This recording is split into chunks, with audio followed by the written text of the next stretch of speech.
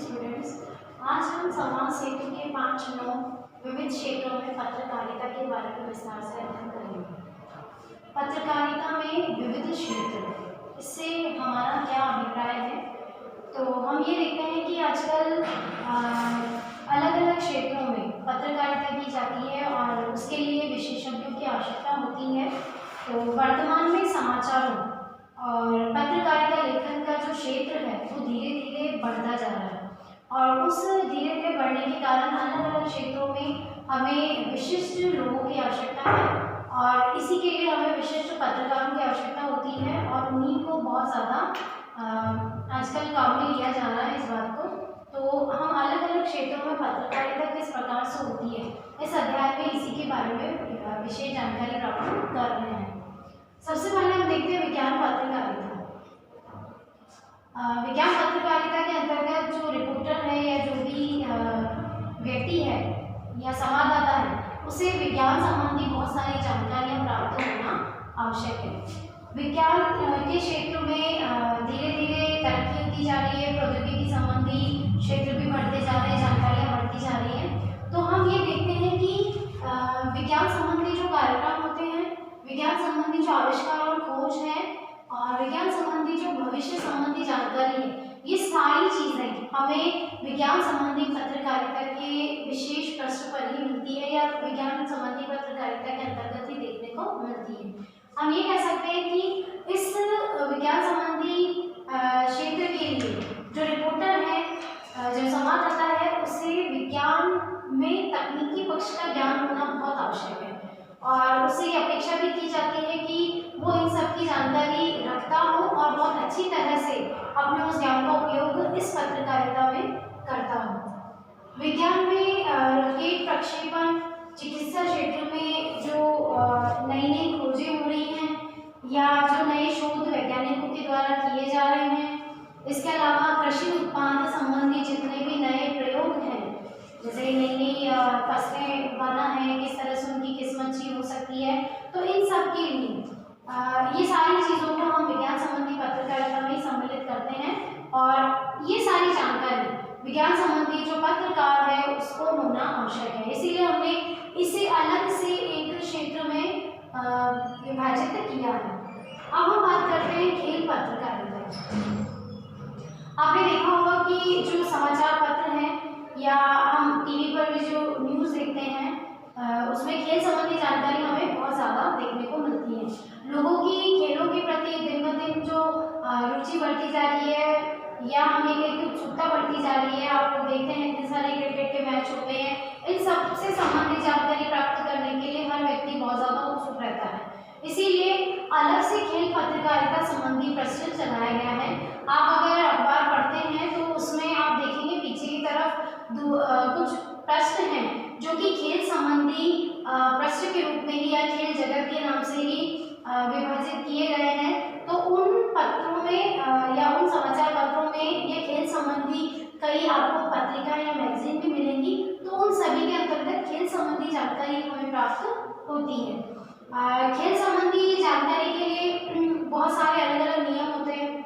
जो खेल पत्रकार है या खेल संबंधी जानकारी के लिए जो पत्रकार है उसे हर खेल के विषय में जानकारी होनी चाहिए, उसे अलग अलग खेलों के नियमों का पता होना चाहिए, अलग अलग जो संगठन बने हुए हैं खेल संबंधी उनके बारे में जानकारी होनी चाहिए और अंतर्राष्ट्रीय स्तर पर हर खेल से संबंधित नियम बदलते रहते हैं या उनमें कुछ न कुछ परिवर्तन आते रहते हैं। तो इन सब की विस्तृत जानकारी जो खेल संबंधी रिपोर्टर है या संवाददाता है या हम ये कहें कि जो व्यक्ति इस जानकारी को ले रहा है या इससे संबंधित कोई पत्रकारिता में अपना योगदान दे रहा है, तो उसे ये सारी जानकारी प्राप्त होनी चाहिए।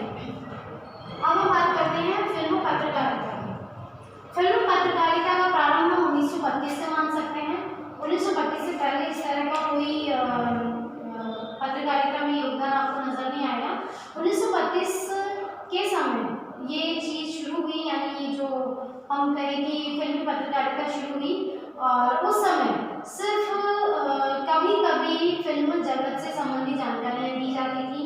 उसके बाद में फिल्म संबंधी एक प्रश्न निर्धारित कर दिया गया किसी समाचार पत्र में, उससे संबंधित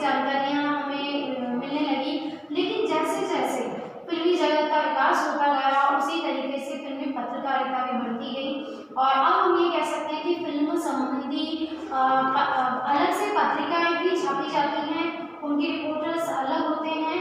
और आप जो दैनिक समाचार पत्र है उसमें भी फिल्मी जगत से संबंधित जानकारी देखेंगे।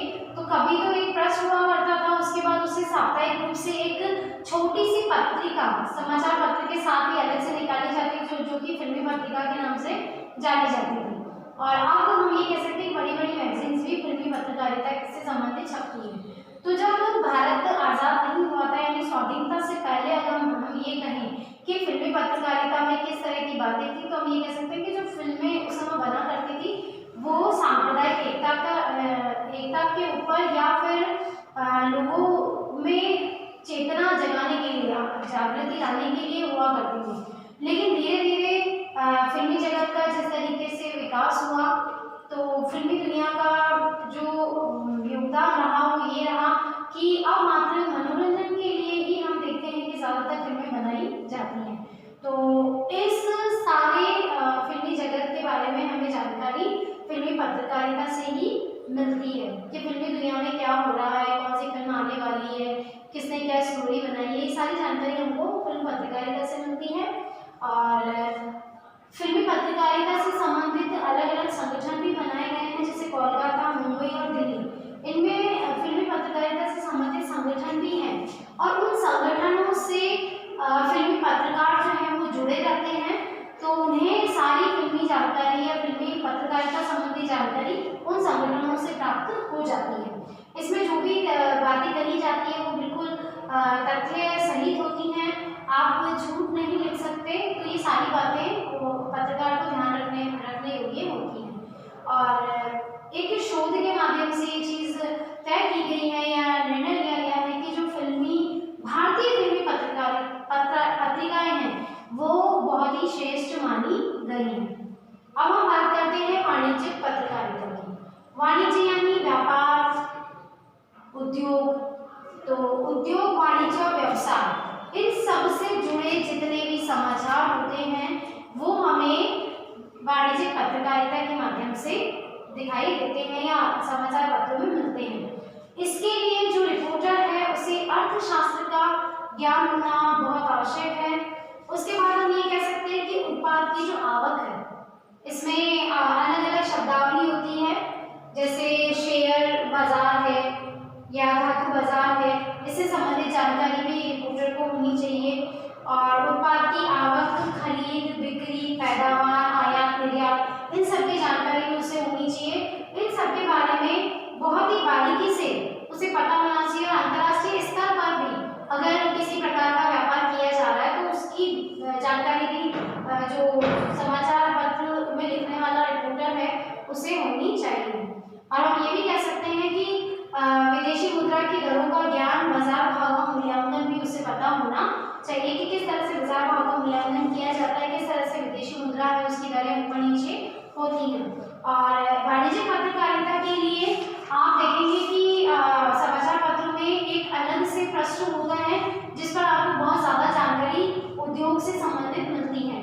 और ये क्योंकि हमारे जीवन का एक बहुत बड़ा हिस्सा है, उद्योग, व्यापार, वाणिज्य, अर्थशास्त्र से संबंधित ये चीज़ है, तो इसके बारे में आप तो एक से ज़्यादा पृष्ठ हम कह सकते हैं कि समाचार पत्रों में उनको स्थान दिया जाता है और बहुत ज़्यादा विस्तृत जानकारी में इन्हें छापा जाता है। या अगर न्यूज़ चैनल पे या टीवी पर, टेलीविजन पर आप अगर ये चीज़ देख लो तो आपको बहुत ज़्यादा जानकारी शेयर मार्केट से संबंधित भी दी जाती है। इसके बाद आता है अपराध समाचारों संबंधी पत्रकारिता। अपराध क्या होता है? किसी भी व्यक्ति ने अगर कानून का उल्लंघन किया है, कोई भी व्यक्ति अगर गलत काम कर रहा है जो कि वैध नहीं माना जाता है, उसे हम अपराध की श्रेणी में मानते हैं। और अपराध संबंधी जितने भी जानकारी दी जाती है हमें, वो सारी जानकारी हम अपराध पत्रकारिता या अपराध संबंधी पत्रकारिता के अंतर्गत डालते हैं। तो जब आप न्यूज़पेपर देखेंगे या समाचार पत्र देखेंगे या टेलीविजन पर न्यूज़ सुनेंगे तो आपको ज़्यादातर बहुत ज़्यादा प्रतिशत में आपको सिर्फ अपराध संबंधी पत्रकारिता ही नजर आएगी, क्योंकि चारों ओर बहुत ज़्यादा अपराधों की मात्रा बढ़ती जा रही है। अलग अलग तरह के अपराध हम अपने समाज में देखते हैं, तो उन सबकी जानकारी हमें अपराध समाचार संबंधी पत्रकारिता के रूप में नजर आती है। लेकिन इसमें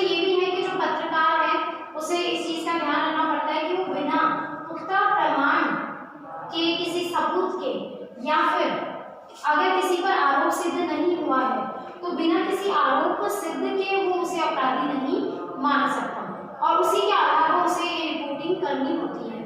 अपराध संबंधी पत्रकारिता जिस पत्रकार के द्वारा लिखी जाती है उसके लिए बहुत ज़्यादा जोखिम भरा और कठिन कार्य है। आप लोग भी कई मूवीज़ या कई इस तरह के प्रोग्राम्स देखते हो जिसके अंदर आपको ये दिखाई देता है कि जो अपराध संबंधी रिपोर्टर होता है उसकी जान को स्वयं खतरा बना रहता है। बहुत जोखिम उठाकर वो इस तरह के समाचार कहीं से प्राप्त करता है और उसके लिए उसे बहुत सारे प्रमाण और सबूत भी जुटाने होते हैं, क्योंकि बिना प्रमाण और सबूत के वो अपनी इस समाचार को किसी न्यूज़पेपर में यानी अखबार में या फिर किसी न्यूज़ चैनल पर दिखा नहीं सकता। और अगर बताता भी है तो उसके लिए उसे सबूत चाहिए होते हैं, तो उन सब चीज़ों की उसे आवश्यकता होती है। और साथ में जो भी रिपोर्टर है उसे पुलिस, अदालत, कानून ये किस तरीके से काम करते हैं, इनकी क्या प्रक्रिया है काम करने की, किस तरह के कानून होते हैं, इन सब के बारे में जानकारी उसे प्राप्त होनी चाहिए। और ये जो अपराध संबंधी समाचार हैं उसमें 6 प्रकारों का जिनके बारे में मैंने आपको जब हमने समाचार लेखन वाला पाठ पढ़ा था या समझा था उस पाठ में मैंने आपको 6 प्रकार बताए थे, कब, क्यों, कहाँ, कैसे, किस तरह से। तो वो सारी जानकारी हमें इस अपराध संबंधी पत्रकारिता के अंदर दिखाई देती है। अगर ये सार नहीं होगा तो जो समाचार है वो अधूरा सा लगता है। अंतिम पत्रकारिता की बात करते हैं, अदालती पत्रकारिता। इससे पहले हमने अपराध संबंधी पत्रकारिता पढ़ी। जब किसी व्यक्ति के द्वारा अपराध किया जाता है तो उसे अपराधी घोषित करने के लिए अदालत में पेश किया जाता है या उसके ऊपर कार्रवाई करने के लिए उसे अदालत में पेश किया जाता है। तो जहाँ अदालत में उसे पेश किया जाता है तो उस समय जितने भी अधिवक्ता हैं, वकील हैं, उनके द्वारा तर्क वितर्क किए जाते हैं। उन तर्क वितर्कों के माध्यम से उस पर जो प्रत्यारोप है या आरोप है उसे साबित करना या उसे उस अपराध से हटाना, इन दोनों चीज़ों के बारे में बहुत ज़्यादा तर्क वितर्क और बहस होती है। इन सबके लिए जो रिपोर्टर है, पत्रकार है, उसको कानून संबंधी जो ज्ञान है उसकी आवश्यकता पड़ती है। साथ में हम ये भी कह सकते हैं कि जो अदालती पत्रकारिता संबंधी पत्रकार है या रिपोर्टर है उसे अपने जीवन में संयम, विश्वसनीयता, तटस्थता, स्पष्टता की आवश्यकता होती है। यानी वो जिस समाचार को लेकर आ रहा है, अदालती समाचार को लेकर आ रहा है, उस समाचार संबंधी उसे निष्पक्ष और तटस्थता और स्पष्टता का भाव अपनी तरफ से देना होता है। अगर वो वहाँ थोड़ा सा भी स्पष्ट नहीं होगा, तटस्थ नहीं होगा, तो उसके द्वारा जो समाचार मिला है या लिखा गया है उसमें हम ये कह सकते हैं कि विश्वसनीयता की बात हमें नजर नहीं आएगी। तो ये विविध क्षेत्रों में हम पत्रकारिता इस तरीके से देखते हैं और इन सब के लिए विशेष रिपोर्टर्स की जरूरत होती है और विशेषज्ञों की जरूरत होती है। तो इन सब के लिए अलग से ही हमें समाचार पत्रों में अलग